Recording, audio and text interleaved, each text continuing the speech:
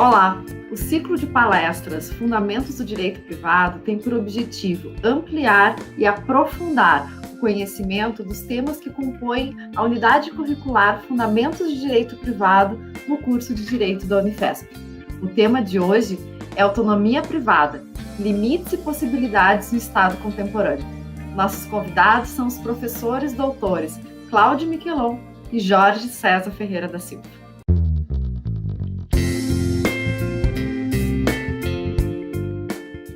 A partir da Idade Moderna, quando se pensa o direito privado, o primeiro valor moral e jurídico que vem à mente dos leigos e dos profissionais é o da autonomia privada, mesmo que sob terminologia diferente. Às vezes liberdade, às vezes autonomia da vontade, dentre outros.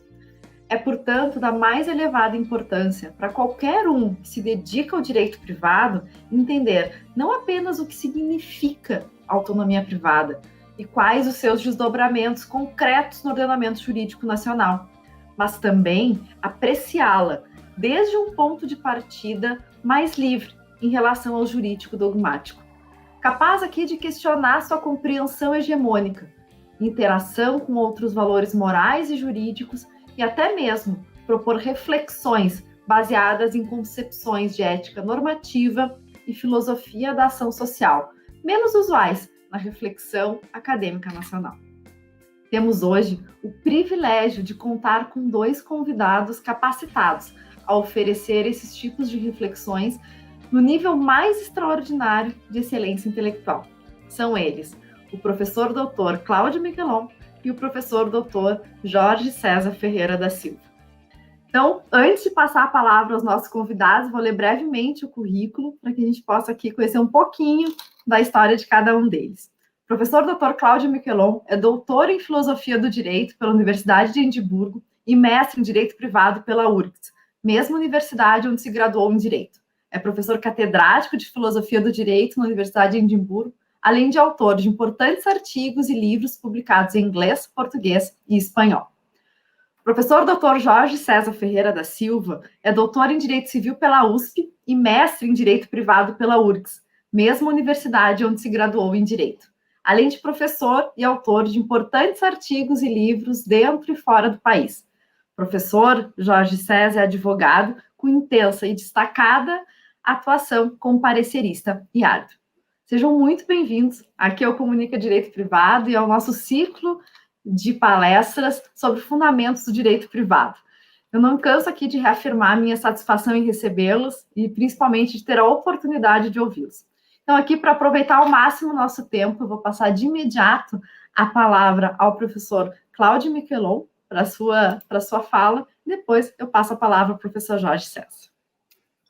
Muitíssimo obrigado, professora Isis. Eu fiquei muito lisonjeado com o convite e queria agradecer muito. Como eu falei antes um pouco de começar a gravação, eu tenho uma constante culpa por ter saído do Brasil.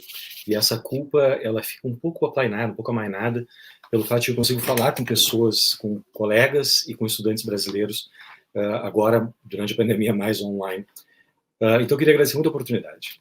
E eu vou tentar usar os meus 20 minutos de uma maneira eficiente. Então, eu vou começar já tentando estabelecer alguns conceitos mais básicos sobre a autonomia privada. Em primeiro lugar, algo sobre o que o professor Jorge e eu conversamos antes do evento de hoje, é que talvez não faça sentido falar de uma autonomia privada, mas de autonomias privadas, tantas autonomias privadas quanto ordenamentos jurídicos há. Ainda assim, eu gostaria ainda que haja diferentes ideias de autonomia privada em diferentes ordenamentos jurídicos, há também uma série de relações entre essas ideias de autonomia privada no Brasil, na Alemanha, no Reino Unido. E essas relações, uma das relações, obviamente, é uma relação histórica, influências mútuas dos sistemas jurídicos, etc. A relação que me interessa aqui hoje um pouco mais é a relação normativa que pode haver entre essas diversas autonomias privadas. Aquilo que talvez seja um conjunto de considerações normativas que se usa que as pessoas usam, que os juristas e que a dogmática e que os políticos às vezes usam para configurar mais especificamente o que é autonomia privada dentro de um determinado ordenamento jurídico. Então, o que me interessa aqui é falar sobre essas considerações normativas, sobre essas ideias sobre bens e valores que a autonomia privada presumivelmente precisaria servir. Então, o que eu vou fazer hoje é falar rapidamente sobre 3 pontos. Então, em primeiro lugar, eu gostaria de falar um pouco sobre a relação entre público e privado. Autonomia privada, afinal de contas, é autonomia privada. Eu quero falar um pouco sobre isso, sobre essa ideia de privado, essa ideia do que é o espaço privado. E depois de falar sobre essa ideia, eu gostaria de falar um pouco sobre o valor do espaço privado. Esse é o segundo ponto que eu gostaria de tratar. Então, primeiro a ideia do espaço privado, depois o valor do espaço privado. Por que esse espaço privado seria alguma coisa boa para que nós possamos, que nós devamos defender ou proteger. E, em terceiro lugar, e mais rapidamente, eu gostaria de falar especificamente sobre o papel do direito em relação à autonomia privada, ou pelo menos em relação a proteção desses valores que um conceito robusto de autonomia privada procuraria desenvolver ou realizar num sistema jurídico concreto. Pois bem, essa ideia de público e privado ela é uma das distinções fundamentais, fundantes da modernidade. Não é que a distinção seja nova. A distinção entre público e privado é uma distinção que nós conhecemos pelo menos desde a Antiguidade Grega e a Antiguidade Romana. A Hannah Arendt tem um livro muito legal chamado A Condição Humana, na qual ela discute a noção de público e de privado, especialmente na Atenas do século V a.C. e no Domus Romano. E essa ideia de público e privado, então, é uma ideia que é pervasiva, é contínua na história da humanidade. Há um livro do Raymond Gauss, professor de Cambridge, que faz toda uma historiografia sobre os vários conceitos de público e privado. Então, público e privado não uma distinção, há várias distinções entre público e privado, não? E historicamente elas foram muito diferentes. Eu não vou entrar aqui nos detalhes sobre a distinção entre público e privado na Grécia clássica ou em Roma. O que me interessa aqui é a distinção entre público e privado que a gente vê surgir como uma das distinções centrais da modernidade. Essa distinção entre público e privado que eu vejo que a gente vê surgir como uma das distinções centrais da modernidade é uma distinção entre duas esferas de ação social, né? São esferas de ação social que seguem lógicas distintas. Então, enquanto na esfera de ação social pública, o agente que age nessa esfera, a presunção que nós fazemos é que esse agente está tomando, ou deveria estar tomando em conta, os interesses de outras pessoas também, ou seja, todos aqueles com inclinação mais tomista, mais aristotélica, vão falar do bem comum, não? Mas a ideia é que o bem dos demais é uma parte integrante do próprio bem do sujeito que age no domínio público. Então, pensem, por exemplo, no seguinte: imagine o ministro de Estado. Onde é que a gente vê isso? A gente vê isso no nosso uso normal da linguagem. Pensem no ministro de Estado que fosse a televisão e dissesse: olha, estou defendendo esse novo projeto de lei que eu defendo porque ele beneficia os meus amigos. Eu tenho amigos, esses amigos vão se beneficiar enormemente ao custo do resto da população, mas meus amigos vão se beneficiar enormemente, e é por isso que nós devemos passar esse novo projeto de lei. Por isso essa é a justificativa que eu encontrei para propor um novo projeto de lei. Não só esse ministro, eu espero, rapidamente perderia o cargo, mas e havia algo estranho nessa noção de que eu posso fazer escolhas arbitrárias como agente público que não tomam em consideração o bem de todas as pessoas que estão sujeitas à minha decisão. Então, a minha decisão é uma decisão que... eu não estou dizendo que os agentes públicos fazem isso. Ao contrário, talvez eles não façam isso quase nunca. Talvez a maior parte dos políticos e agentes públicos não faça isso. Talvez, não sei. Eu não sou um sociólogo e eu não posso falar sobre o quão pervasivo isso é. Mas eu posso dizer que a lógica do domínio público é uma lógica em que essas pessoas deveriam estar fazendo isso, não? É isso que a gente entende como a lógica do domínio público. mesmo o ato de votar, o sujeito que vota e diz, não, eu vou votando, mas eu voto só com o meu interesse. Esse é um sujeito que não está fazendo aquilo para que o voto serve. O voto é um ato público, em que o sujeito defende não o seu próprio interesse, mas defende uma certa ideia de bem para a coletividade. Então, notem, eu não estou defendendo que os políticos e os agentes públicos façam isso todo o tempo. Mas a lógica dessa esfera de ação pública é uma lógica em que os interesses das pessoas afetadas pela decisão têm de ser tomados em conta. Não? Pois bem.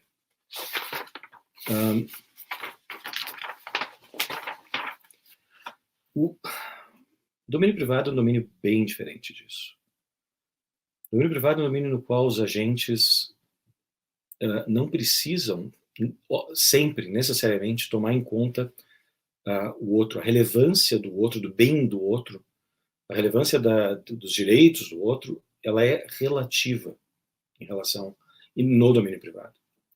E, de fato, mesmo que a minha ação privada acabe sendo uma ação que gera malefício público, vamos dizer assim, no domínio privado não se espera que a minha ação seja uma que tome em conta os interesses dos outros o tempo todo, e primariamente os interesses dos outros. Então pense no seguinte, eu decido casar com a minha esposa. Eu me apaixono por ela, eu proponho casamento, então, mas vamos supor que haja uma boa razão pública para que eu case com pessoas com outras constituições genéticas, que aumentaria muito mais a diversidade genética da população, tornaria a população muito mais resistente a pandemias, por exemplo, se houvesse mais diversidade genética dentro de uma população determinada, porque um vírus não necessariamente vai atingir só o sujeito, vai atingir a mais gente que pode ser afetada. Então, há uma boa razão pública, digamos, eu não sou médico, mas digamos que haja uma boa razão pública para que eu case com uma pessoa que não é a pessoa por quem eu me apaixonei. Haveria algo estranho em uma pessoa que me criticasse por, na escolha de com quem eu vou casar, nessa escolha, eu não ter tomado em consideração o bem da coletividade. Não? Então, o domínio privado não é um domínio de egoísmo, notem. Ele é um domínio em que eu elejo se eu quero tomar em conta o bem dos outros ou não. Ele não é um domínio de egoísmo, é um domínio de relativa irresponsabilidade. A ideia aqui não é de que a ideia de que eu tenho um espaço de irresponsabilidade moral, vamos dizer assim. A decisão que eu tomar, ela deve ser mantida porque ela foi a minha decisão. Não porque ela é uma decisão maravilhosa, não porque ela faz, não porque ela promove o bem comum, o bem da coletividade, o bem de todos. Talvez não promova o bem de ninguém, mas é a minha decisão. E é importante ter esse espaço. Pensem, por exemplo, no seguinte: o Jorge, que é meu amigo de muitos anos, ele tomou uma decisão em algum momento da sua vida, que é uma decisão completamente racional. Ele é gremista. E essa decisão é completamente racional, não faz o menor sentido. Mas é importante que ele tenha espaço para fazer essa decisão. Né? O sujeito que... Eu não vou... As razões para ser colorado são gigantescas, claramente superiores, e claramente o Internacional é um time que merece esse suporte, mas é a decisão dele. Ele vai tomar essa decisão e eu vou respeitar essa decisão. Ainda que para o bem comum, ou para o bem, ou em termos de racionalidade não seja a decisão mais racional, esse espaço é o espaço da decisão dele. Muito bem. Se isso é o tipo de bem que a autonomia privada quer, ao qual a autonomia privada quer responder, se é esse ponto, a questão que se impõe para nós é a questão de saber por que cargas d'água seria bom fazer isso. Pô, pensei. Intuitivamente parece que eu tenha que prestar contas de com quem eu vou casar, do time que eu torço, para a coletividade, não parece uma coisa boa, né? Intuitivamente, mas intuições, a filosofia não se faz de intuições, né, de impressões, e o conhecimento humano não se faz primariamente de intuições ou impressões, a gente tem que articular essas impressões, tentar entender por que essas impressões são o que são. E aí aqui vem a segunda parte da minha fala. Há 3 ordens de razões pelas quais alguém poderia pensar que é uma boa criar esse espaço de autonomia para os agentes privados. 3 ordens de consideração.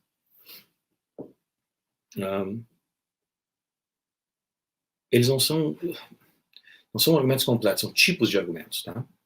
Em primeiro lugar, eu posso ter um instrumentalismo agregativo. Vocês já ouviram falar disso, não?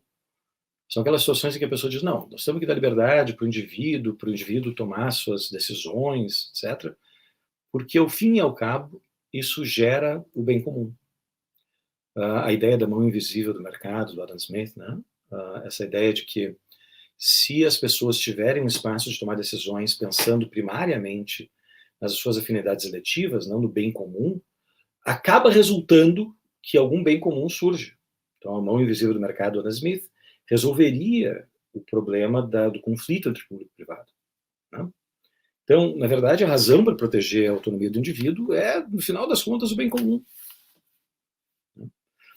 Há muitas versões contemporâneas da Law and Economics e de outras versões do funcionalismo, não só Law and Economics ou Análise Econômica do Direito, que pensam a ideia de autonomia privada a partir dessa perspectiva instrumental agregativa. Então, o que vai fazer? Por que é agregativo? Porque agrega os bens de todos, né? Então, se eu der autonomia para todo mundo, a economia vai se desenvolver mais, vai haver mais riqueza, a tecnologia vai se desenvolver mais rapidamente, etc. Se isso é verdade ou não, isso não é um problema que eu quero tratar aqui, mas eu quero identificar um tipo de argumento. Um tipo de argumento que foi utilizado para justificar a autonomia privada. Há um segundo tipo de argumento que é muito tradicional dentro do direito, e esse segundo argumento é um argumento que pensa que a autonomia privada, que esse espaço que o indivíduo possa ter para tocar o seu próprio destino, que esse espaço tem um valor intrínseco. Não? Que, por alguma razão, eu vou dar para vocês um exemplo de um argumento para ficar mais claro, por alguma razão, o valor seria um valor seria um fim em si mesmo. Né? Ou seja, então pense, por exemplo, em alguém que acreditasse em uma máxima, como, por exemplo, não se deve interferir na vida privada dos outros, nas decisões dos outros, por uma questão de incremento da liberdade negativa, não se deve interferir nisso, a não ser que o exercício da liberdade privada resulte num dano para alguém, algo como o princípio do dano, o harm principle do John Stuart Mill. Então, quanto mais liberdade nós tivermos, ter liberdade para fazer escolhas é uma coisa intrinsecamente boa. Se é uma coisa intrinsecamente boa, as limitações a isso são intrinsecamente ruins. Então, quanto mais tempo, quanto mais espaço eu tenho para tomar decisões, melhor. E quando é que eu limito aí? Quando a liberdade de outra pessoa está em choque com a minha liberdade. Quando, por exemplo, o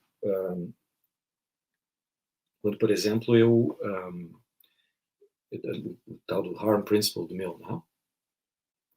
Então, a minha liberdade não pode envolver a liberdade de matar um de vocês, e assim por diante. Pois bem. Essas são 2 maneiras de pensar esse instrumentalismo não agregativo. Esse instrumentalismo. Então, desculpa, vou voltar sobre isso. São 2 maneiras de pensar o valor do domínio privado, da autonomia privada. O instrumentalismo agregativo e a ideia de valor intrínseco. Muito bem. Mas há uma terceira maneira. Uma maneira que eu acho mais interessante, talvez. Que é uma espécie de instrumentalismo não agregativo. É um instrumentalismo que não pensa simplesmente no valor agregado que a autonomia privada gera.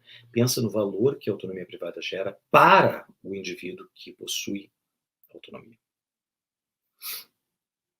Pois bem. O que eu tenho aqui em mente é algo como a teoria contemporânea da ética das virtudes. Na ética das virtudes, a razão principal para eu tomar decisões, para os meus pais tomarem decisões, para o Estado tomar decisões. A razão principal é a atualização de certas potencialidades que eu tenho. Não? Então eu tenho certas... Eu posso me tornar um homem justo, um homem caridoso, um homem bom, um homem... e essas potencialidades, eu não tenho isso de nascença, ninguém tem isso de nascença, não? Então a ideia é que eu vou, aos poucos, desenvolver essa personalidade, esse caráter, que é um caráter moralmente bom, possivelmente até esteticamente bom. Posso ter um bom senso de humor, uma apreciação da beleza, etc. Mas a ideia é que eu vou desenvolver esse caráter, essa personalidade, dentro do meu domínio privado. Desde Aristóteles, pelo menos desde Aristóteles, talvez desde antes, essa ideia de que para que eu desenvolva a minha personalidade, para que eu desenvolva as minhas virtudes, meu caráter, as minhas excelências de caráter, eu preciso ter um espaço em que eu tomo decisões, em que eu não sou com perdão da expressão, um pau mandado de outras pessoas, em que eu não sou simplesmente um mandalete, em que eu tomo as decisões e tenho de arcar com as consequências das minhas decisões. Eu tenho que ter a liberdade tanto de acertar quanto de errar, de tomar decisões que são, mesmo que sejam decisões ruins. Eu tenho uma filha adolescente agora. E isso me ensinou que é muito difícil. Ela toma decisões equivocadas frequentemente. São obviamente equivocadas, ela é uma menina inteligente. Obviamente equivocadas.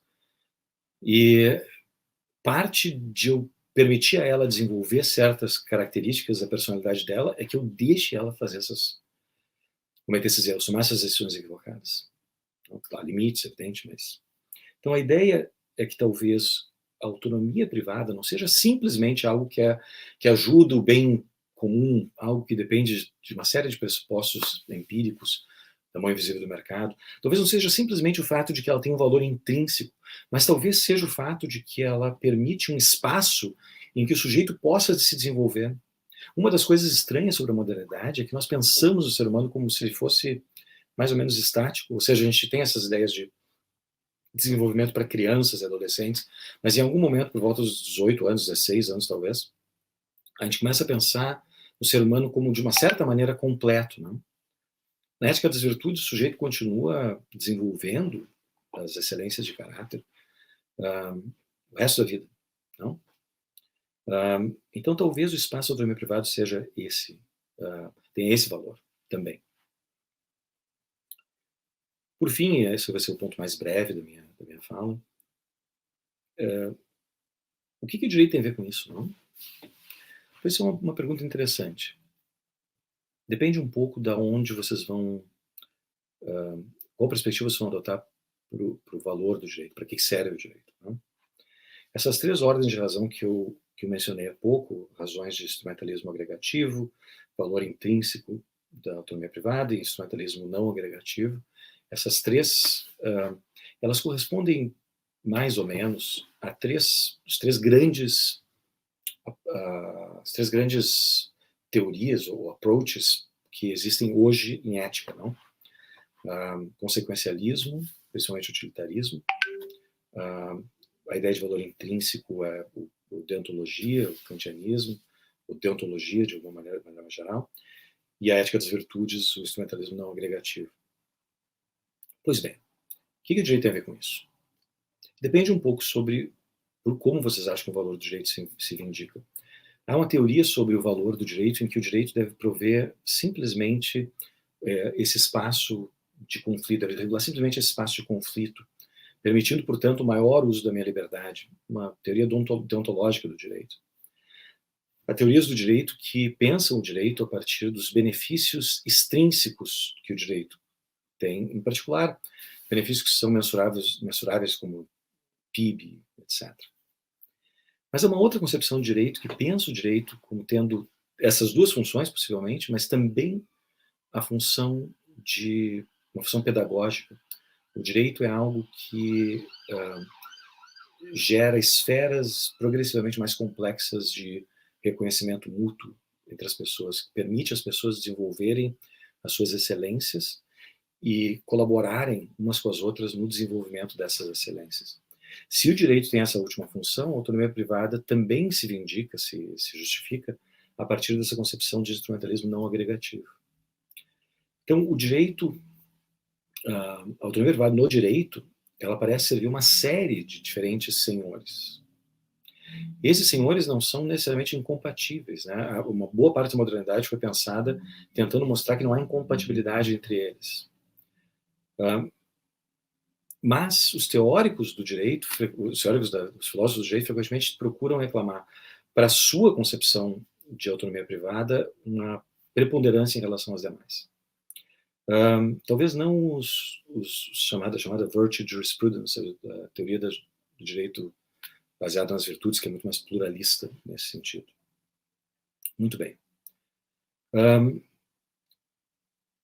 Portanto, o que eu quis fazer aqui com vocês hoje foi dar uma ideia sobre por que cargas d'água nós estamos discutindo a autonomia privada, por que a autonomia privada é algo relevante, qual a relação da autonomia privada com o espaço privado e quais os tipos de razões que a gente usa para defender a existência da autonomia privada, mas também, isso é importante, para na esgrima de tentar determinar qual é o conteúdo específico da autonomia privada, a gente usa esses argumentos dentro de diferentes ordenamentos jurídicos. Muito bem, eu já extrapolei um pouquinho meu tempo, mas eu queria dizer para vocês que foi um prazer poder falar sobre isso com vocês. E estou curioso para ver o que o Jorge tem a dizer. Muito obrigado. Bom, professor Miquelon, eu só tenho a agradecer, eu fiquei aqui fazendo várias anotações, prestando muita atenção em toda essa construção que o senhor muito bem desenhou e nos apresentou, então agradeço as perspectivas, foi realmente brilhante, eu fiquei encantada, professor Pedro Aleixo sinaliza aqui que foi uma brilhante apresentação e realmente eu fiquei com várias anotações, tentando assimilar tudo ao máximo. Agradeço muito, os nossos alunos aqui são todos que estão assistindo esse nosso vídeo, com certeza vão se encantar aqui com a sua fala. Então, de imediato, também estou curiosíssima para ouvir o professor Jorge César. Então, de imediato, eu passo a palavra para a sua fala, professor. Bom, professora Isis, muito obrigado. Para mim é muito bom voltar a falar aqui para a Unifesp e convite de vocês, tanto teu quanto do Pedro, sempre me alegraram, e hoje, mais especialmente, pelo fato de estar podendo, de novo, aprender um pouco com o meu amigo Cláudio Miquelon, com quem eu já venho aprendendo aí nos últimos mais ou menos 40 anos, né? Então, muito obrigado pelo convite, e obrigado também por trazer esse tema que é tão caro para mim, e ele é efetivamente tão caro que talvez eu tenha falado na minha vida sobre ele, pelo menos do ponto de vista como nós vamos fazer hoje, pouquíssimas vezes, né? E então, que bom que nós estamos reunidos aqui hoje para tratar desse assunto. O Cláudio fez algumas considerações do ponto de vista filosófico e eu quero abordar a autonomia privada sob uma outra perspectiva.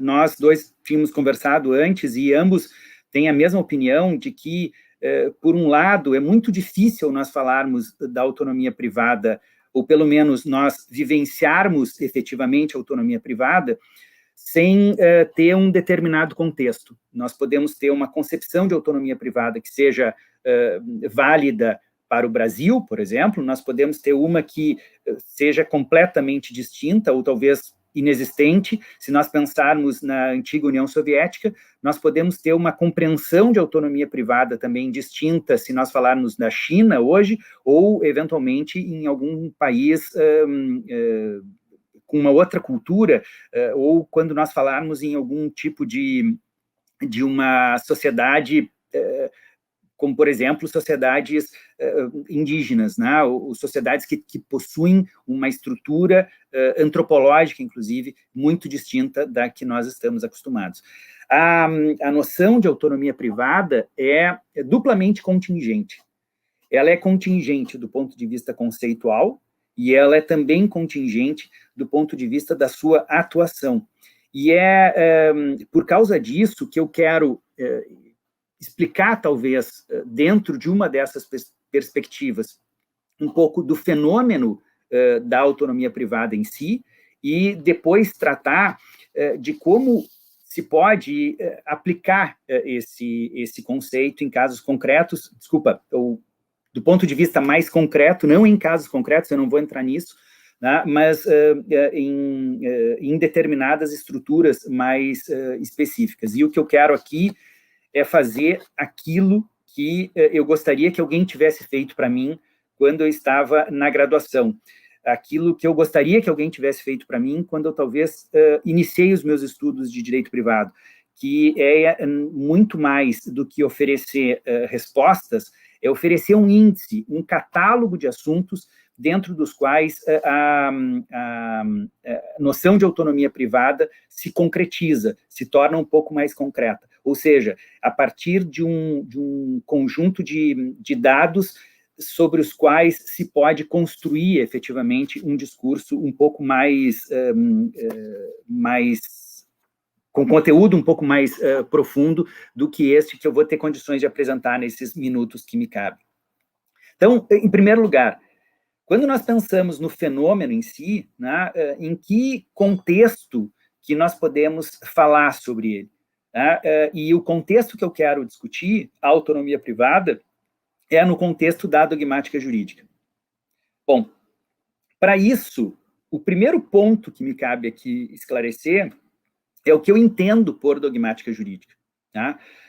Eu, portanto, não vou discutir autonomia privada absolutamente descontextualizada, mas vou discutir a autonomia privada dentro de uma concepção de direito que é utilizada especialmente por diversos países, notadamente da família romano-germânica, né? Vale dizer, da Europa continental para a América Latina, sobretudo, ou, enfim, América do Sul e uma parte da América Central, e que nós vamos ter aqui um modo efetivo de não só compreender o direito, como também de aplicar o direito. Aqui existe, em primeiro lugar, a nota distintiva da dogmática para, por exemplo, a filosofia do direito. Na filosofia, nós temos fundamentalmente uma análise que diz respeito à compreensão do direito, né, na filosofia do direito. São questões básicas, muitas vezes questões fundamentais e, acima de tudo, questões que vão gerar uma possível tomada de posição, por exemplo, no que diz respeito à interpretação. Mas ela, em si mesmo, não realiza a aplicação do direito. Ao contrário disso, a dogmática faz isso, né? A dogmática não só, portanto, é uma concepção do direito, como ela também é uma concepção que realiza o direito na medida em que ela trata de modos como deve se comportar, por exemplo, um juiz, ou quais os argumentos que pode utilizar, quais os argumentos que não pode, e assim sucessivamente. O que é essa dogmática? Muito rapidamente aqui. Em primeiro lugar, ela parte de dogmas, né? Ela parte de determinados axiomas. Eu vou me limitar a lembrar 3. Primeiro é que a norma deve ser seguida, né? As normas jurídicas devem ser seguidas. Em segundo lugar, que existem fontes específicas dessas normas, né? Como, por exemplo, a legislação, que é talvez a fonte mais conhecida. E um terceiro dogma é que o direito é um sistema. Tá? Isso é típico da dogmática, é uma compreensão do direito a partir do qual ele é um sistema. Pois bem, dentro dos atores que compõem, que realizam o direito, a dogmática também pressupõe a divisão de determinados papéis. Né? Nós temos um papel, por exemplo, para o legislador, nós temos um papel para o juiz, nós temos um papel para um doutrinador. Tá? O juiz aqui é aquilo que nós poderíamos chamar, vamos dizer, de operador do direito, porque pode ser um juiz, pode ser o advogado, mas aquele que executa, né, a tarefa, por exemplo, de aplicação efetiva do direito. Nós temos, portanto, alguns papéis que são vinculados a cada um desses atores, e esses papéis compõem aquilo que, ao fim, nós vamos encontrar como resultado da produção jurídica. Em geral, a produção jurídica é o efeito exatamente de uma atividade dessa sobre a outra. O juiz que julga à luz daquilo que o legislador estabeleceu e o doutrinador que analisa e critica e, portanto, qualifica aquilo que é produzido tanto por um quanto por outro.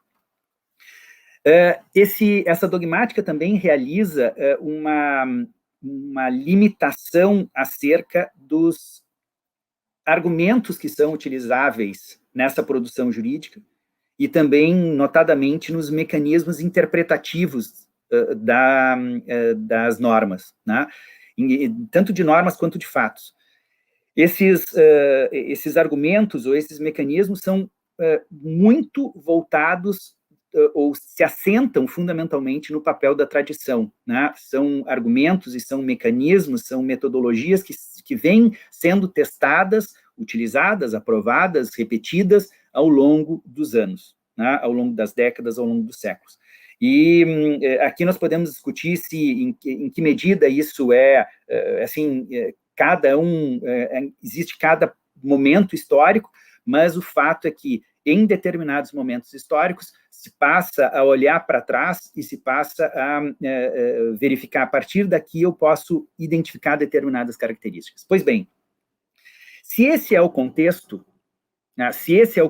dentro do qual nós podemos pensar a autonomia privada, e eu quero só dar um passo para trás, isso vai ser muito diferente de um contexto, por exemplo, de alguém que sustenta, para utilizar simplesmente algo que já foi referido pelo professor Cláudio, Law and Economics. Law and Economics pode ser uma dogmática, mas não é a mesma dogmática que eu estou falando aqui. Também, se nós tivermos uma visão de direito que seja muito distinta daquela, como eu disse antes, que eventualmente seja pautada numa ideia de contrato que vicejava na antiga União Soviética, nós vamos ter uma concepção totalmente diferente deste contexto. Mas se o contexto que nós estamos falando é este que eu expus para vocês, é o contexto da dogmática, para que nós falemos de autonomia privada, nós temos que entender alguns pressupostos que são utilizados para a compreensão dessa autonomia privada e, mais do que isso, para a concretização dela dentro desse contexto. Em primeiro lugar, o primeiro pressuposto é uma certa visão de ser humano. O segundo pressuposto é que a dogmática possui uma certa visão de igualdade. O terceiro pressuposto é que a dogmática também porta em si uma certa visão filosófica. Sobre esses 3 pontos, eu quero tecer alguns comentários rápidos. Primeiro deles, então, uma certa visão de ser humano. Para a dogmática, os seres humanos são, em primeiro lugar, separados da natureza. Eles possuem um valor distinto, né, daquilo que nós vamos encontrar dos outros entes que compõem a biosfera, digamos assim, né, que compõem o ambiente ecológico no qual nós nos encontramos. Isso é muito próprio da dogmática, isso é muito próprio, em certa medida, da modernidade. Se nós olharmos para trás, né, se nós pensarmos, por exemplo, no século XIII depois de Cristo, nós vamos nos lembrar de São Francisco de Assis, que falava do irmão Sol e irmão Lua. Na verdade, o irmão Sol e o irmão Lua, assim como os cavalos, assim como os patos, assim como as pedras, eram entidades que, vistas dentro de uma determinada concepção ideológica, são igualmente filhas e originários de Deus, né? E, portanto, dotadas, em alguma medida, de uma certa dose de similitude. Essa separação, na qual os seres humanos possuem um tratamento diferenciado e são dotados de qualidades distintas, é, insisto, relativamente recente na nossa história. Esses seres humanos, na dogmática também, notadamente depois da Revolução Francesa, depois da Revolução Burguesa, possuem uma outra característica, que é uma compreensão da existência de uma dignidade mínima idêntica a todos. Tá? Aqui também nós temos uma certa novidade. Basta lembrar que não era assim no nosso período da escravidão, basta lembrar que antes da Revolução Francesa nós não tínhamos essa mesma visão, e aqui a história já nos ensinou muito como sociedades se comportam com distinções estamentárias, né? Distinções em que os espaços entre os seres humanos não são passíveis de transposição. Então, existe uma determinada noção de ser humano. É um indivíduo, e esse indivíduo possui uma determinada dignidade, um conjunto de direitos mínimos, né, que a ele são atribuídos. O segundo pressuposto, como eu tinha dito, é o pressuposto de uma certa visão de igualdade. Tá? Perante o direito, ou perante a visão dogmática do direito, todos os seres humanos, né, e aqui a igualdade entra, dados determinados pressupostos, são dotados de autonomia. Tá? Aqui existe uma certa equiparação, e aí, portanto, uma igualdade, uma certa equiparação dos membros de uma determinada sociedade civil, nos quais, na qual todos os seres humanos, dados determinados pressupostos, como eu disse antes, são dotados de autonomia. Esses pressupostos são historicamente contingentes. São historicamente contingentes. Eu lembro do voto censitário, em que é um voto que, diga-se de passagem, faz bastante sentido, ou as condições censitárias dentro de uma determinada sociedade, em que aquele, por exemplo, que tinha mais a perder, que eram os ricos, portanto, poderiam ter mais direitos do que outros, pois, afinal de contas, mais direitos de exercício, né? De exercício, por exemplo, do direito de voto, ou, eventualmente, de deliberações em determinadas instâncias da sociedade civil, simplesmente porque eles tinham mais a perder. Isso, num determinado momento, é completamente afastado da nossa sociedade, mas outros requisitos também são postos para essa autonomia. É o caso da esposa, é o caso da mulher. A mulher que casa até 1962, é bom lembrar, não tinha autonomia, né? A autonomia dela era a autonomia do marido. Somente se ela fosse viúva é que ela recuperava essa condição de autônoma. Em 1962, nós temos o Estatuto da Mulher Casada, que estabelece espaços de autonomia que esta mulher antigamente não tinha. Hoje, se nós olharmos o Estatuto da Mulher Casada, talvez nós nos espantemos por aquilo que é dito lá, mas nós não podemos esquecer que em 1962 aquele estatuto era libertário, ao contrário do que nós podemos identificar se ele fosse publicado hoje. Então, esses pressupostos da autonomia são, como eu disse, historicamente contingentes. Eles vão evoluindo ou involuindo, mas eles mudam conforme o tempo. E um exemplo disso, que nós podemos ver mais recentemente, é exatamente o Estatuto da Pessoa com Deficiência, que é a Lei 13.146 de 2015, que também aumenta o âmbito, o espaço da autonomia de determinadas pessoas que, seja no Código Civil de 16, seja na primeira versão do Código Civil de 2002, não possuíam. Pois bem, então, primeiro, esses pressupostos são historicamente contingentes. As limitações da autonomia privada são fundamentalmente baseadas em dois pressupostos. Tem mais um, mas eu queria citar fundamentalmente dois. Primeiro, é uma noção protetiva da própria autonomia privada, né, caracterizada fundamentalmente pelas normas de invalidade, né? Então, a pessoa que declara algo, ela tem que efetivamente querer aquilo que declara, ela não pode ser coagida para aquilo, ela não pode estar em erro com relação àquilo, né? Então, elementos protetivos da própria noção de autonomia privada, né? Não pode estar fazendo algum tipo de simulação que possa prejudicar, eventualmente, um outro que não tem essa condição de conhecer as circunstâncias que estão introjetadas naquele negócio.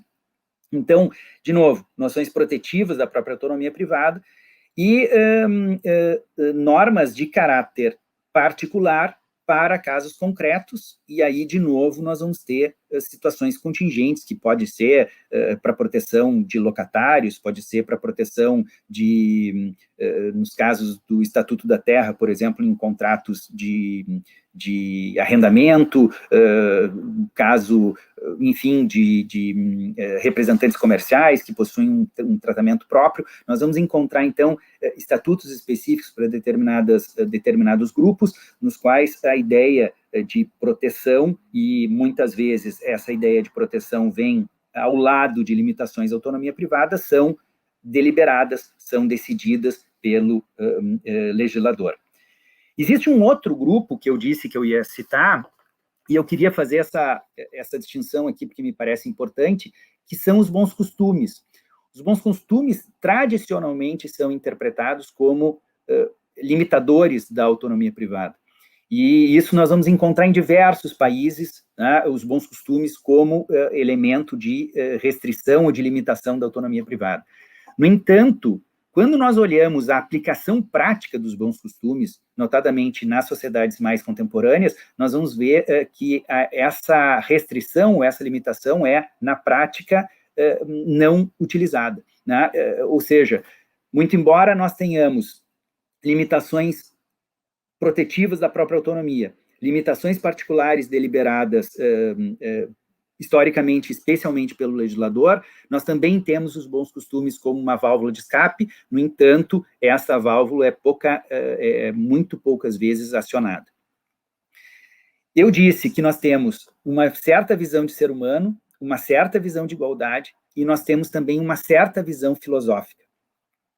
Uma certa visão filosófica na medida em que há uma dada compreensão de que os seres humanos podem ser autônomos, né? Eles podem dar a si mesmos os seus próprios estatutos jurídicos, tá?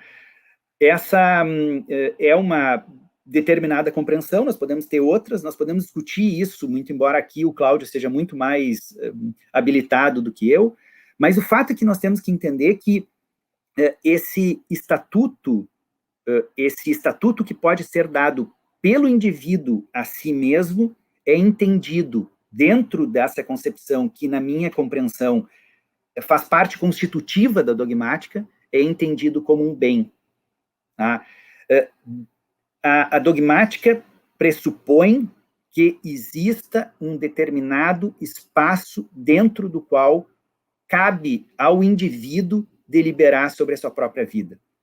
Qual é esse espaço pode ser discutível, mas que existe um espaço que é do indivíduo, que é constitutivo e que é bom, né? É constitutivo do próprio indivíduo, da própria compreensão de ser humano, né, do ponto de vista dogmático jurídico, e isso em alguma medida, inegável.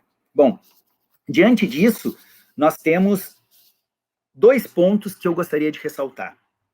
Primeiro, é que essa estrutura mais geral é compartilhada por diversos países, né, dentro, pelo menos, da família romano-germânica, ainda que existam diversas dissintonias entre eles, ainda que existam diversas interpretações acerca desses elementos.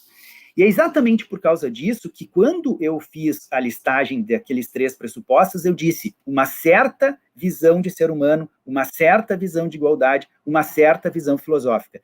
Eu não estou dizendo, então, qual é a visão particular de cada um dos ordenamentos, mas, em alguma medida, a dogmática possui uma similitude básica acerca desses três pressupostos. Em segundo lugar, não se pode aceitar uma noção de autonomia privada exclusivamente como uma regra de competência atribuída pelo Estado aos indivíduos para que eles regulamentem ou organizem as suas próprias vidas. Tá? Se é verdade que a dogmática, e assim eu interpreto, a dogmática entende a autonomia privada como um bem, entende a autonomia privada como uma forma de realização, inclusive, do próprio ser humano que possui autonomia, Então, é pouco descritiva a compreensão de que nós estamos diante de uma hipótese exclusivamente limitada a uma regra de competência. É muito mais do que isso. A competência existe porque é reconhecido ao intérprete, é reconhecido ao indivíduo a possibilidade de determinar o seu próprio destino. Feitas essas considerações, eu queria tratar muito rapidamente de alguns dados relativos à aplicação desse fenômeno na autonomia privada. Aqui entram os ordenamentos concretos, mas eu não vou avaliar cada um dos ordenamentos. O que eu quero é citar alguns elementos que, em cada ordenamento, alguns elementos que são fundamentais para nós conseguirmos entender algumas dissintonias existentes entre eles. Aqui, em primeiro lugar, vigora um caráter que nós podemos dizer ideológico ou, eventualmente, sociológico, ou até, se nós quisermos, antropológico, que é uma certa visão da relação entre Estado e sociedade civil. Se nós quisermos utilizar uma outra expressão para isso, nós podemos dizer qual deles vem antes, né? Ou qual dele, quem vem antes, a sociedade civil ou o Estado. Isso é muito diferente nos diversos países, e eu vou dar 3 exemplos muito rápidos em 3 países de uma tradição federalista. Nos Estados Unidos, onde houve uma conquista da independência, nós temos uma visão que, fundamentalmente, a sociedade civil vem antes do Estado. Na Alemanha, onde o processo unificador se deu a partir de determinados reinos que possuíam muita autonomia, eles, né, autonomia aqui pública, não autonomia privada, nós vamos ter também características muito particulares no sentido de ver o indivíduo ou a sociedade antes do Estado. O Estado serve para proteger essa sociedade, não vice-versa. E no Brasil, com muita frequência, um país em que primeiro chegou a corte, em que primeiro chegou o Estado, e a partir da chegada do Estado nós temos a formação da sociedade civil, né? Tradicionalmente, nós vemos o Estado com mais força do que a sociedade civil. Então, muitas vezes, o papel do Estado, como, por exemplo, um agente interventor na autonomia privada, faz com que nós tenhamos mais facilidade do efeito interventivo e do efeito limitativo.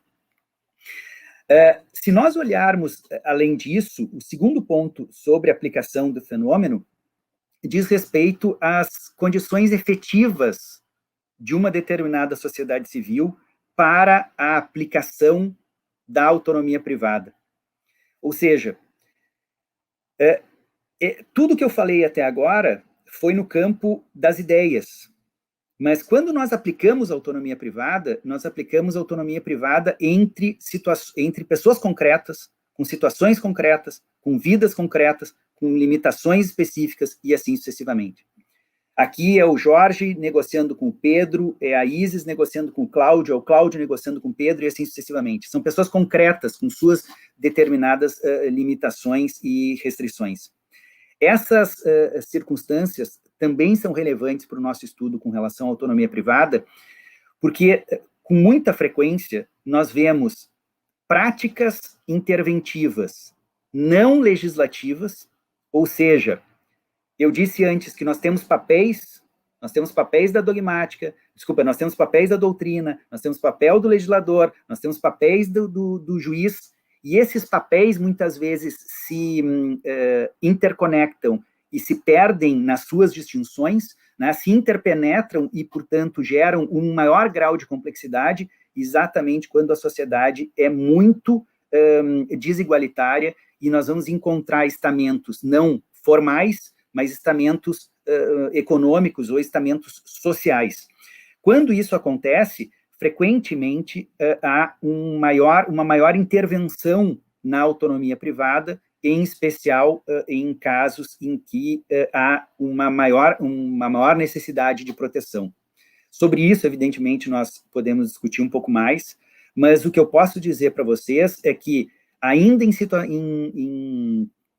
sociedades desiguais, E ainda que nós tenhamos a necessidade de processos interventivos maiores, quanto mais desigual for essa sociedade, é importante não perder de vista de que isso não retira, em primeiro lugar, a relevância da autonomia privada e tampouco a necessidade de nós compreendermos os espaços da sua mais ampla legitimidade de atuação. Então, ainda que nós tenhamos, por causa disso, determinadas restrições, também é verdade que isso não afasta e não aniquila, e nem pode aniquilar a autonomia privada diante de outras concepções que ela traz consigo. Uma delas é a de que os seres humanos, por intermédio da autonomia privada, também se autorrealizam. E se nós matarmos a autonomia privada, nós não matamos exclusivamente só uma certa concepção de direito, mas nós também temos, talvez, mais dificuldades para nos autorrealizarmos. Então, diante disso, eu gostaria de encerrar aqui de minha participação, já passei muito mais do meu tempo, e agradeço mais uma vez o convite, espero ter sido um pouquinho, deixado um pouquinho claro, né, como eu disse para vocês, alguns pontos do índice que me parece relevante para a compreensão da autonomia privada. Muito obrigado. Perfeito, professor Jorge, foi realmente de uma clareza.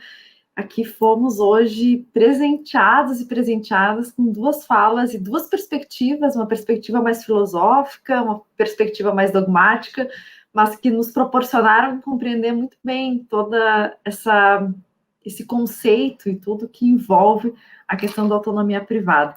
Acho de grande valia, porque é realmente um ponto relevantíssimo e fundamental para o direito privado, a compreensão dessa forma. Então, só agradecer.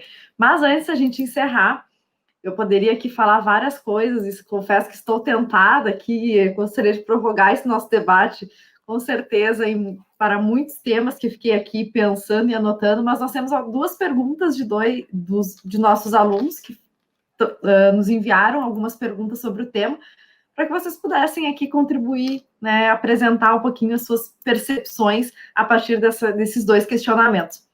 O primeiro deles questiona o seguinte: seria correto afirmar que impor limites à autonomia privada é o que assegura o pleno desenvolvimento da personalidade e o próprio exercício da autonomia? Pois, sem demarcações, a vontade passa a ser absoluta, prejudicando a parte mais débil da relação jurídica privada? Eu passo de imediato a palavra a vocês. Bom, a autonomia privada não ocorre sem limitação. É conceitualmente inviável nós cogitarmos de uma autonomia privada que não possua determinadas limitações. Na verdade, não me parece que exista nenhum teórico que tenha sido capaz de não estabelecer algum tipo de limitação, mesmo que limitações mínimas, a, por exemplo, liberdade de contratar ou a liberdade de formular pactos. Então, a nossa resposta, me parece, tem que ser dividida em dois.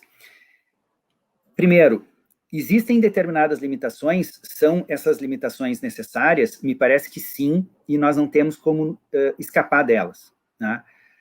A segunda é quais são as limitações, né? E aqui a resposta, me parece que ela necessariamente é concreta, né? Ela não pode ser dada. Claro que, desculpa, deixa eu só dar um passo para trás. Existem circunstâncias imanentes, como, por exemplo, aquelas hipóteses em que a própria autonomia privada deixa de ser possível, né? Então, quando deixar de ser possível, aqui eu tenho uma autolimitação conceitual da autonomia privada. Aqui, para dar um exemplo que é conhecido, a própria circunstância de se colocar como um escravo, né, ou de retirar a sua própria autonomia. Então, quando eu faço isso, provavelmente aqui eu ataco a autonomia de tal forma que eu não tenho condições de aceitar isso como uma própria regra autônoma.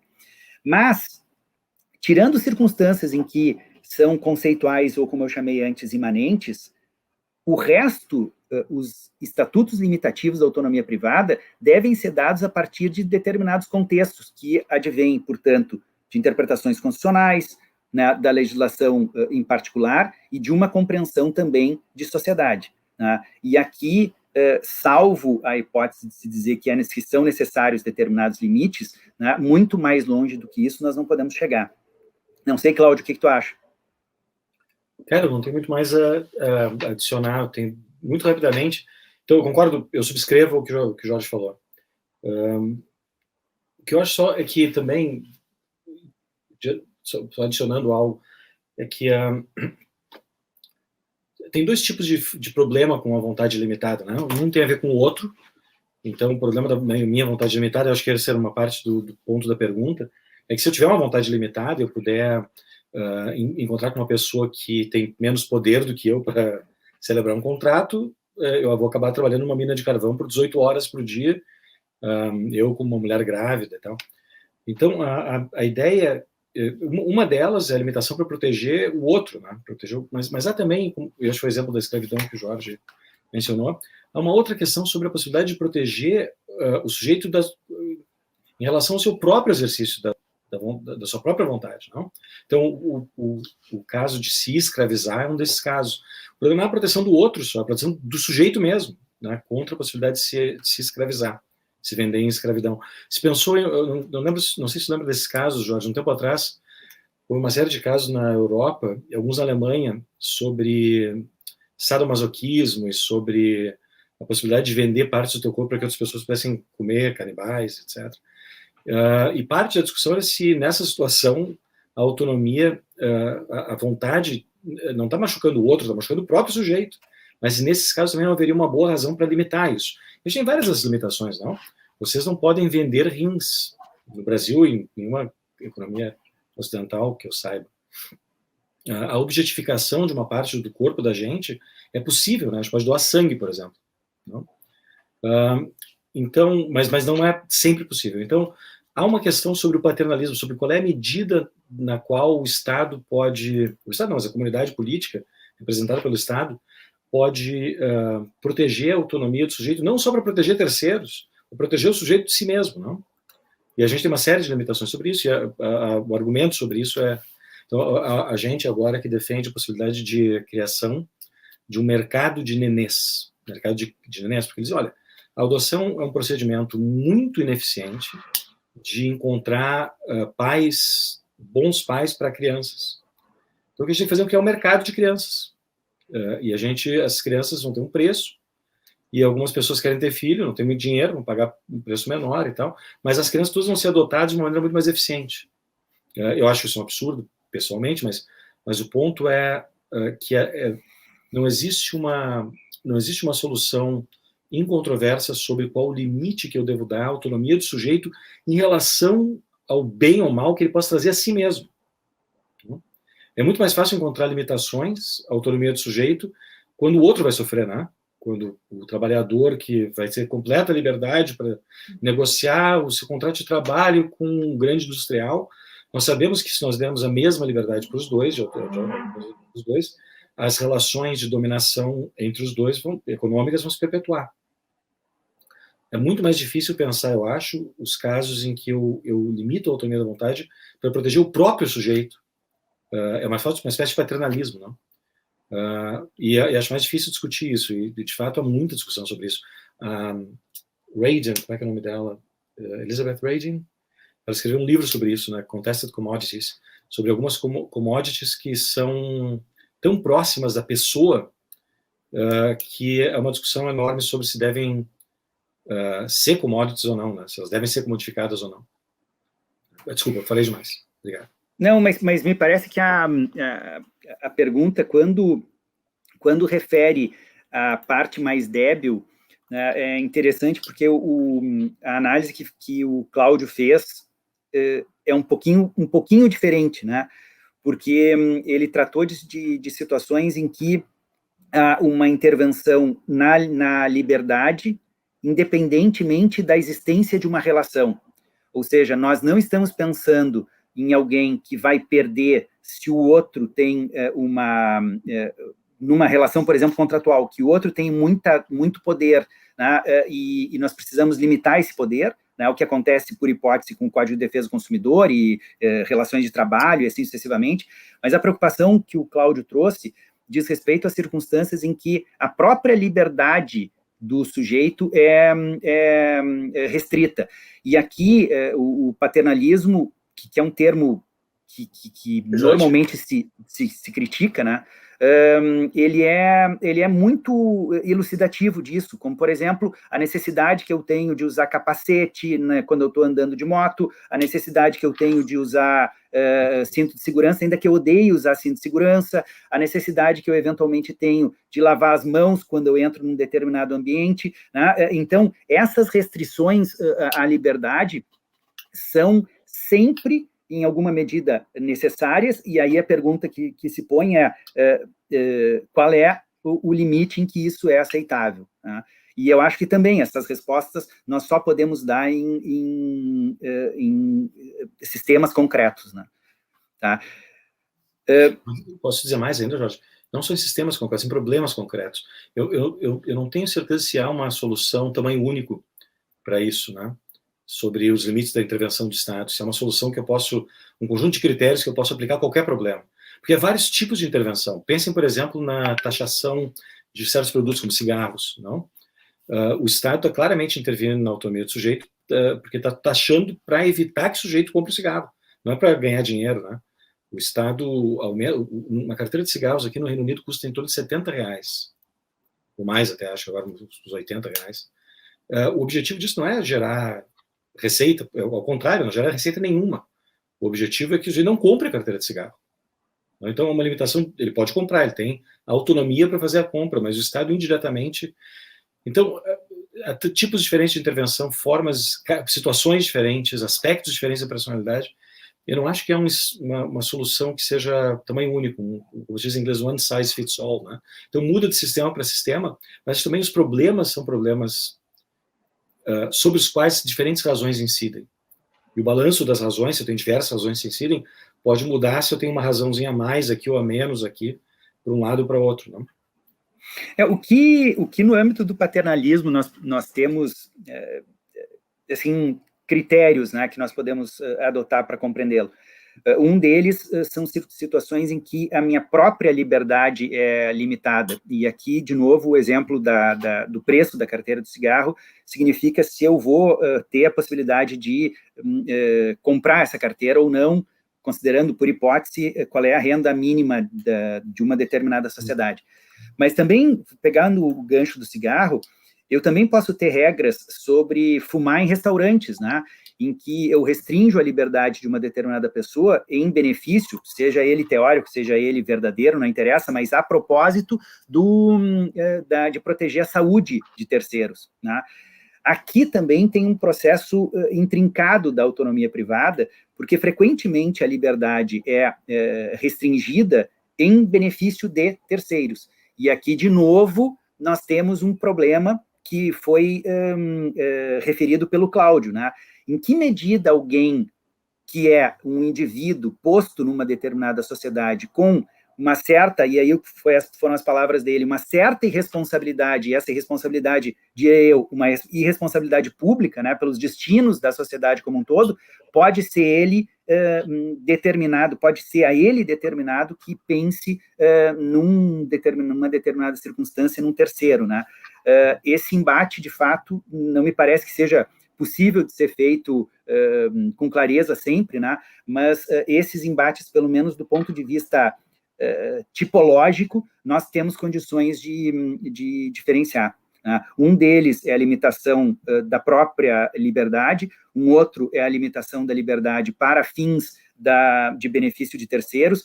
Um terceiro caso é uma limitação da liberdade quando ela tem uma aplicação no orçamento público, né? Quando, por hipótese, se eu restringo a liberdade de alguém, eu consigo, com isso, um orçamento público mais eficiente e distribuição de renda mais razoável, né? Tudo isso também diz respeito a uma própria, aí sim, né, uma própria concepção de sociedade, né? Qual é a sociedade que a própria sociedade quer para si? Perfeito.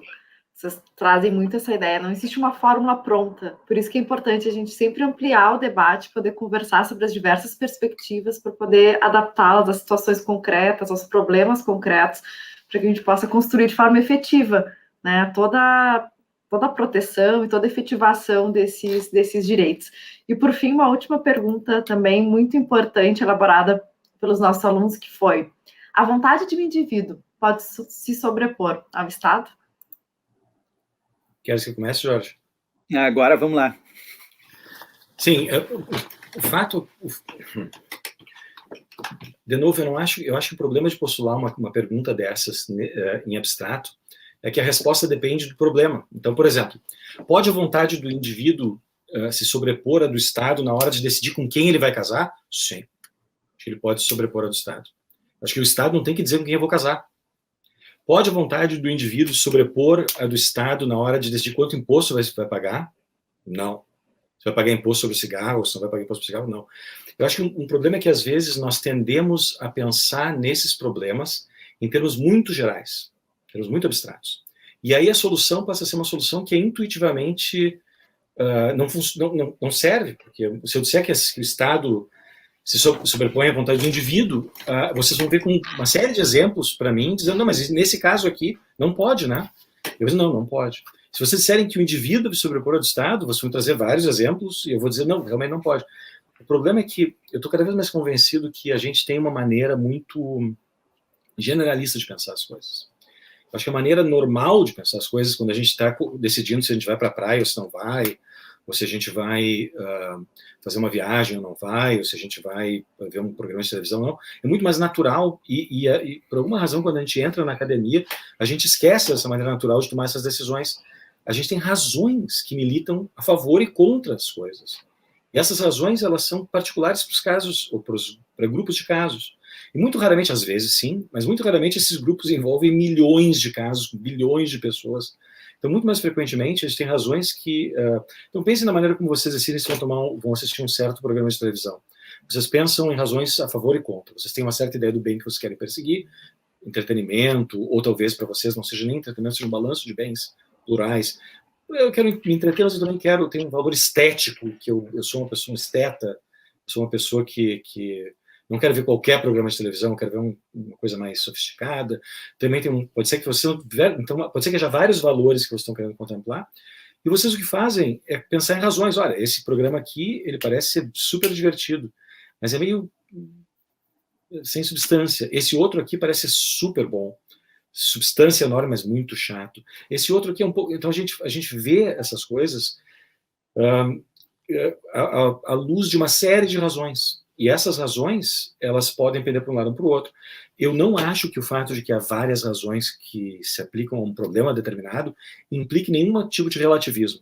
É perfeitamente compatível com o fato de dizer que há várias razões aplicáveis, mas que na combinação das razões, certas razões sobrepujam outras razões de maneira objetiva. São melhores que outras. Tá? Também é perfeitamente possível dizer isso e dizer que seres humanos não têm condições de ter completa, absoluta certeza sobre os seus julgamentos. A gente tem que fazer o melhor que a gente pode para encontrar o que eu considero ser o que é objetivamente correto, o melhor balanço de razões.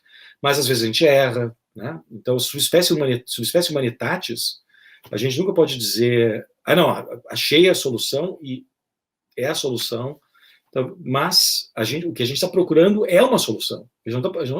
Essa ideia que graça, porque o Jorge falou, desculpa, o Jorginho é como eu chamo ele desde os meus 10 anos de idade, mas essa coisa que o Jorge usou a palavra, como é que era? Na União Soviética, vigia, uma palavra bem sofisticada, maravilhosa. Estou usando aqui graça, para ficar no mesmo nível, né? Então, essa ideia que graça de que se há várias razões que se aplicam ao caso, cada um tem a sua verdade ou a sua razão, isso não pode estar bem, né? Porque o sujeito que disser, não, cada um tem sua verdade, cada um tem sua razão. Tudo bem, então torturar nenés. Não, cada um tem a sua verdade, cada um tem a sua razão. Discriminar contra negros. Não tem, está errado. Tem certas coisas que são objetivamente erradas. Isso não quer dizer que eu não possa estar eu errado. Talvez seja certo discriminar contra negros, mas convenhamos que vai ter que ser uma mudança radical da nossa concepção de moralidade, se isso fosse o caso, não? Então, a minha ideia é basicamente isso. Não há uma coisa que seja one size fits all, um tamanho único para essa questão. Há uma questão de determinar quais são as razões que se aplicam àquele grupo de casos concretos. E essas razões, elas variam. Essa abertura, a sutileza das razões é uma coisa que está se perdendo, eu acho, às vezes, no discurso da razão prática, especificamente no discurso do direito. Essa capacidade de olhar para além da fórmula pronta, às vezes, me deixa preocupado.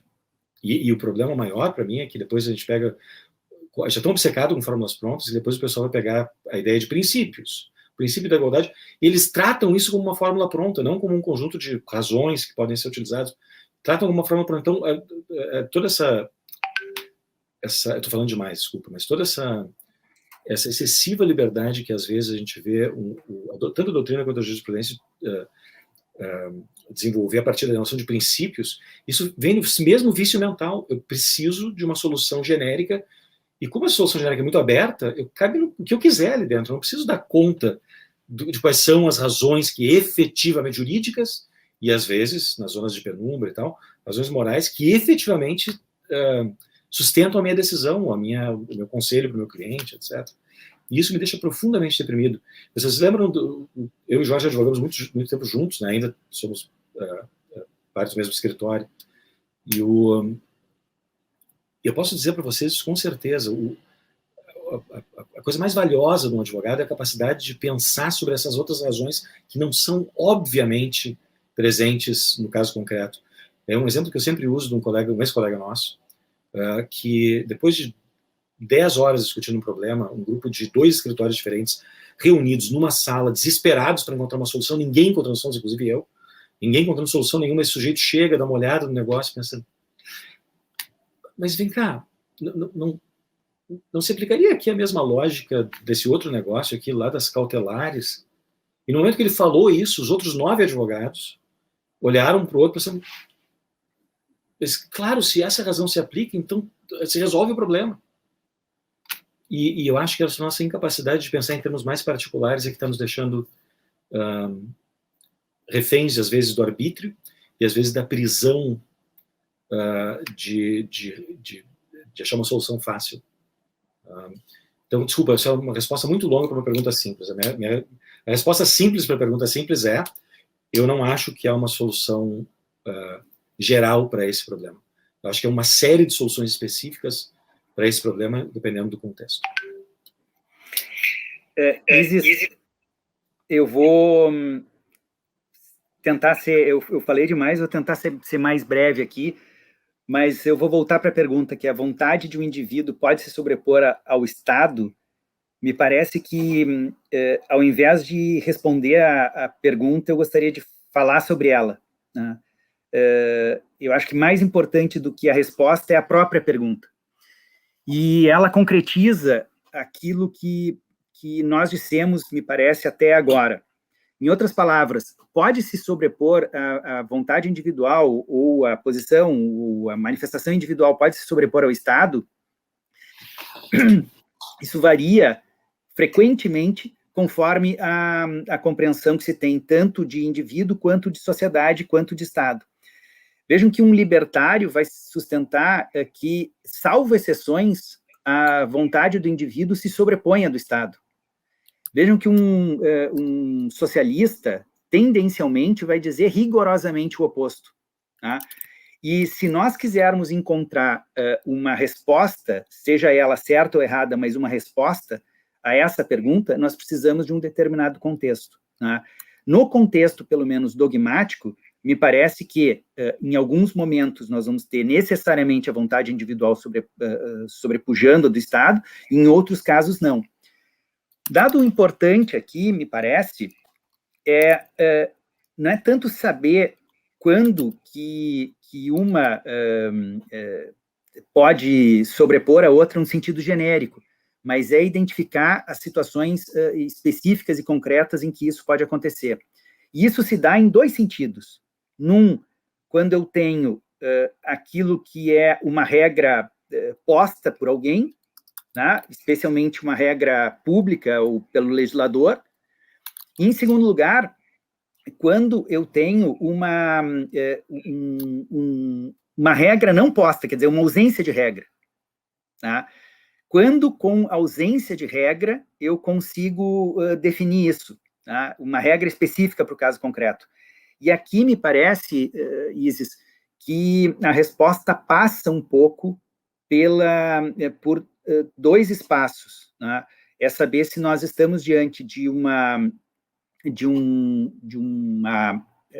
tema que não afeta terceiros de uma forma essencial, né? E, em segundo lugar, pensar aqui, sim, né, se existem determinados fatores que possam fazer com que a própria individualidade seja aniquilada pela ausência dessa decisão, tá? Então, existem aqui, nós não temos uma solução perfeita, mas pelo menos alguns critérios balizadores para justificar essa resposta, de novo, dentro de um contexto que, no meu caso, é um contexto dogmático, na hipótese em que não haja regra jurídica diretamente aplicável. Duas falas dos senhores me bateram muito quando vocês trazem essa ideia de que o professor Miquelon falou olhar para além das fórmulas prontas, e o professor Jorge traz agora que a importância de olhar para situações específicas e concretas, mas sempre dentro de um contexto. Não é de forma desregrada, não é de forma desconectada, mas sempre contextualizada. Eu acho isso muito importante, acho fundamental a gente poder ter esses espaços aqui. Eu agradeço novamente a participação dos professores, porque realmente hoje muitas reflexões e muitas questões emergem dessas falas, e a gente fica aqui, estou agradecida e contemplada e muito feliz por ter tido a oportunidade de ouvi-los, e agradeço mais uma vez, espero que a gente possa seguir essa conversa, que eu gostaria que a gente poderia ficar ouvindo essa conversa e ouvindo mais sobre esse tema durante muitas horas, mas que a gente possa ter a oportunidade de, em outros momentos, nos encontrarmos para seguir esse diálogo. Então, novamente, em nome aqui do Comunica Direito Privado, em nome do ciclo de palestras, eu agradeço muito a disponibilidade e o tempo dos senhores para tratar desse tema tão importante que é a da autonomia privada. Nós que agradecemos, Isis. Muito obrigado pelo convite e pela possibilidade de conversar contigo e com os teus alunos sobre isso. Infelizmente, o nosso tempo é curto, a gente já estendeu ele demais, né? Espero ter uma outra oportunidade para nós conversarmos mais um pouquinho e trocarmos ideias sobre esses temas que são, enfim, não só fundamentais, como também faz a gente crescer bastante. Com certeza. Obrigado. Até a próxima. Após essas belíssimas falas, fique agora com os livros indicados como referência para aprofundar um pouco mais sobre o tema de hoje.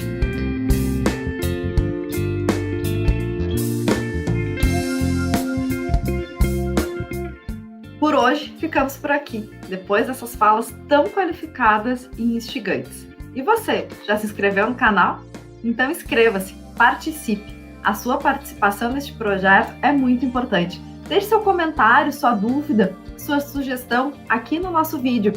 Mas também participe pelo nosso Instagram, @comunicadireitoprivado. E também, se quiser, através do nosso e-mail, comunicadireitoprivado@gmail.com. Abraços e até o próximo vídeo.